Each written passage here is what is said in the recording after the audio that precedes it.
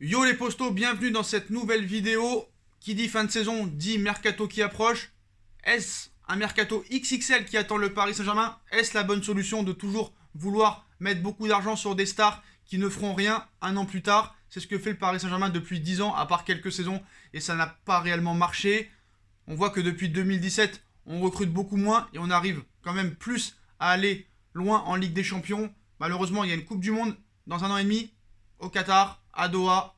Et la stratégie de Doha, c'est d'attirer des stars. Comme on sait, il y a beaucoup de stars libres cet été. Donc ça, c'est un point positif pour le Paris Saint-Germain. Moi, je pense qu'il faudrait mieux acheter des joueurs qui en veulent, qui mouillent le maillot, qui jouent pour le football. Mais apparemment, c'est pas la stratégie de Doha qui va continuer peut-être à attirer des stars, peu importe l'âge et peu importe leur rendement sur le terrain.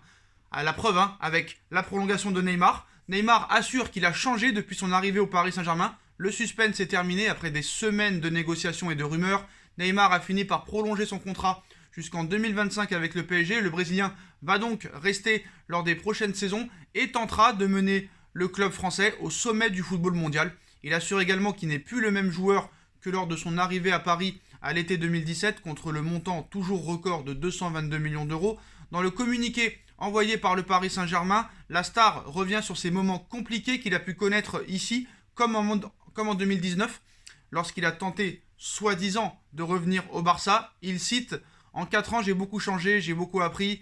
Il s'est aussi passé des choses qui n'auraient pas dû arriver. Nous avons eu des combats, quelques moments tristes, mais l'évolution au sein du club a été formidable. Je suis heureux, je suis fier de faire partie de l'histoire du Paris Saint-Germain. Et puis, je pense que je me suis amélioré en tant que personne, en tant qu'être humain, en tant que joueur aussi. Donc je suis très heureux de prolonger, de faire partie de l'histoire de Paris et j'espère mettre encore plus de trophées sur l'étagère du Paris Saint-Germain. Donc voilà, prolongation jusqu'en 2025. Qui dit prolongation de contrat dit garantie sportive minimum. Il a baissé son salaire de 37 à 30 millions d'euros. Il y aura de très grosses primes si jamais Paris arrive à gagner enfin cette Ligue des Champions. On parle de 9 millions d'euros de primes. Qui dit prolongation de Neymar dit peut-être prolongation de Kylian Mbappé. On en reparlera plus tard dans la vidéo. Arrivée de Messi, arrivée de Ramos qui a liké l'interview hier et le communiqué de Neymar après sa prolongation et qui s'est mis aussi à liker tous les joueurs du Paris Saint-Germain bizarrement. Comme vous le savez, Sergio Ramos est en fin de contrat dans quelques mois lui aussi, même dans moins de 2 mois. Le Barça apparemment la très mauvaise de la prolongation de Neymar au PSG. Apparemment Laporta a eu des contacts avec lui. Neymar lui aurait aussi dit pour l'instant voilà, rien n'est fait avec le Paris Saint-Germain. Et un jour plus tard, le mec prolonge. Il a joué un petit peu sur tous les tableaux. Donc voilà, on sait que Neymar est une starlette.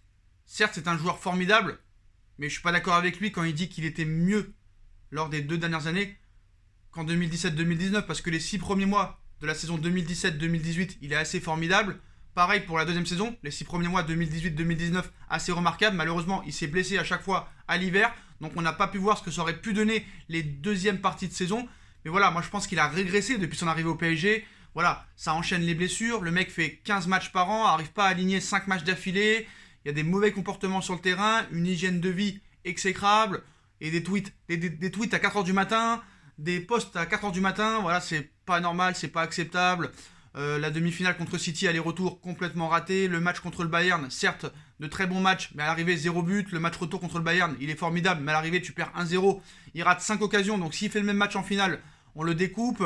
En 8ème contre le Barça, il est pas là. L'année dernière, en finale contre le Bayern, il ne fait rien. En demi-finale contre Leipzig, certes, il est bon, mais il ne marque pas. En quart de finale, contre l'Atalanta, il est très bon, mais il marque pas. Et voilà, certes, d'être bon sur le terrain, ça suffit pas. Voilà, quand tu vois des Ronaldo, des Messi et d'autres joueurs à l'époque, que ce soit Zidane, Ronaldinho, Figo, c'est des joueurs qui ont vraiment prouvé des très grandes choses. Pour moi, Neymar, ça se résume au FC Barcelone et ça s'arrête là. Voilà, à Paris, pour moi, c'est un échec à l'heure actuelle. On espère que ça changera en tout cas.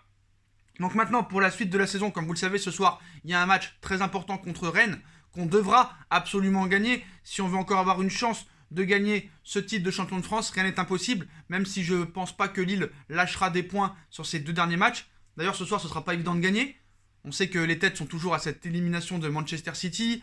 Paris n'est pas vraiment intéressé par la Ligue 1, malheureusement. Voilà, Pochettino a tenu à passer un message fort après la défaite face à Manchester City.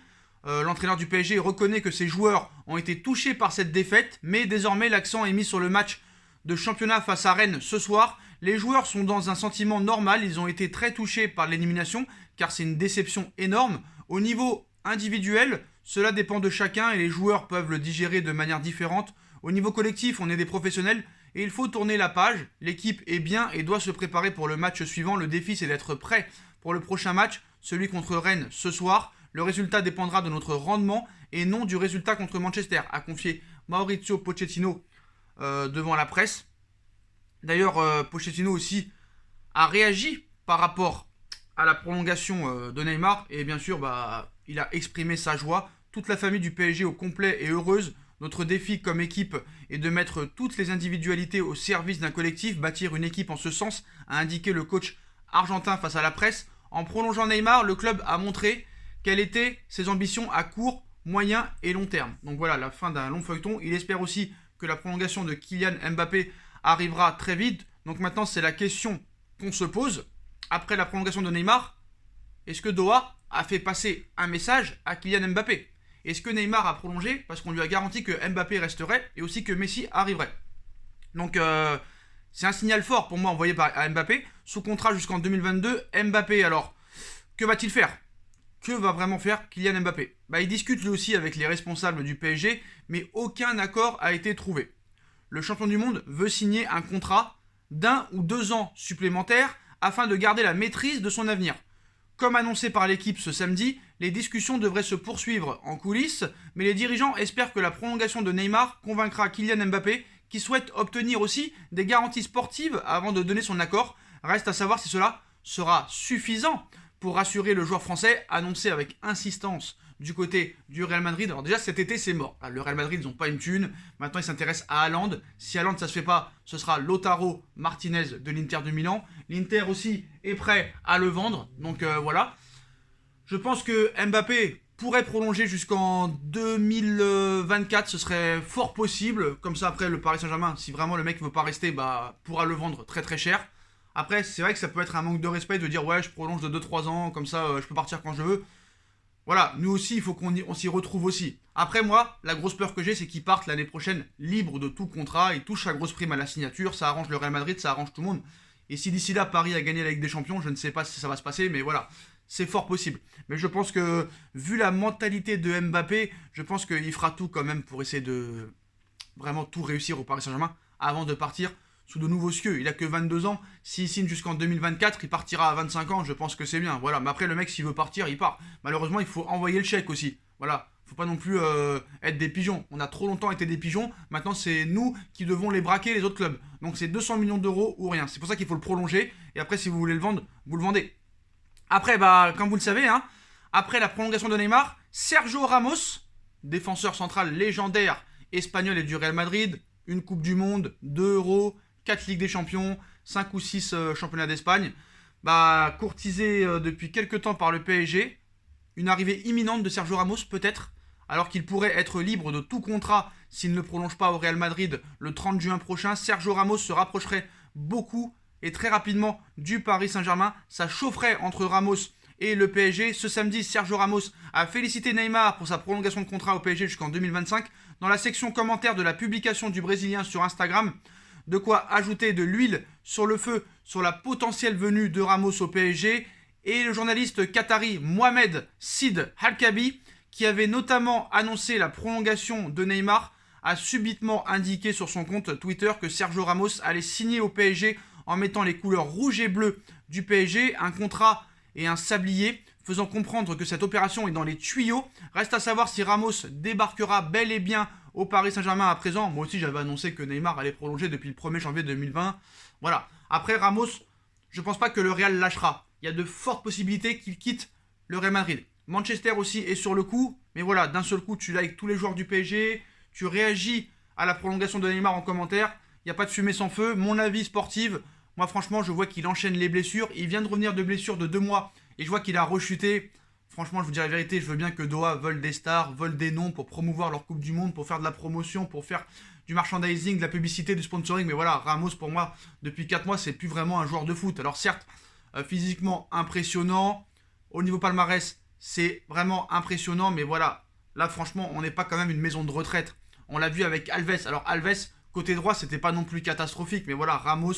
Alors, pour faire un petit peu, on va dire la vérité, la transition des fois avec Kimpembe et Marquinhos, quand un des deux est blessé ou quand un des deux est préservé pour un match de Ligue des Champions ou quand un des deux est suspendu, pourquoi pas. Mais Sergio Ramos, 3 ans, 15 millions d'euros par an, moi je dis non. Honnêtement, je dis non. Voilà. Si c'est un peu moins, d'accord, pourquoi pas, mais voilà. Je pense qu'il y a beaucoup mieux à ce poste-là. Honnêtement. Après, c'est vrai que c'est libre. C'est vrai qu'il y a d'expérience. C'est vrai que dans le vestiaire, ça peut aider. Mais franchement, voilà. Je suis pas fan de l'arrivée de Ramos au Paris Saint-Germain. Après, à voir si ça se fera. Et maintenant, qui dit prolongation de Neymar, qui dit arrivée peut-être imminente de Ramos, qui avait dit aussi il y a quelques mois à Pérez, ils veulent faire Messi, moi je veux aller là-bas. Bah, Messi va-t-il aussi débarquer au PSG? On se rappelle des propos de Neymar après le match contre Manchester United au mois de décembre. Je veux rejouer avec Messi, Messi veut rejouer avec moi. Il faut qu'on le fasse dès la saison prochaine. Et si Neymar prolonge, on nous avait expliqué que si Messi prolongeait au Barça, il y avait de grandes chances, soi-disant, MDR, que Neymar retournait au FC Barcelone. Mais Neymar a prolongé au Paris Saint-Germain.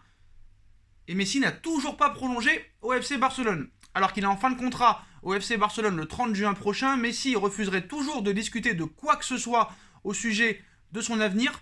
Donc toute la question est maintenant de savoir si Léo Messi se laissera séduire par les approches du Paris Saint-Germain ou s'il préfère plutôt rester fidèle au FC Barcelone. À l'heure actuelle, une chose serait certaine, le sextuple lauréat du Ballon d'Or n'a pas encore tranché. C'est tout du moins ce qu'affirme Marcelo Blecher sur son compte Twitter, le journaliste très fiable ce samedi. Le journaliste brésilien explique effectivement que l'Argentin ne voudrait entendre aucune proposition, que ce soit du FC Barcelone ou d'un autre club. De bon augure pour le Paris Saint-Germain peut-être, affaire à suivre, mais voilà. On a vu le match contre l'Atlético Madrid hier, triste 0-0. Je pense que le Barça ne sera pas champion d'Espagne. Élimination en 8e de finale de Ligue des Champions. Certes, il y a une Coupe d'Espagne qui a été gagnée, mais le club régresse. Le club veut vendre apparemment Ousmane Dembélé. Philippe Coutinho aurait un accord avec Everton pour 42 millions d'euros. Messi sur la fin. Piqué, Busquets sur la fin. Umtiti sera vendu. Lui qui voulait un projet sportif et qui ne veut plus mener une équipe à lui tout seul, je pense que là on est plus proche d'un départ que d'une prolongation. Après, je ne sais pas. L'avenir nous le dira. D'autres infos sur le mercato parisien. Comme vous le savez, au milieu de terrain aussi, Paris devra se renforcer.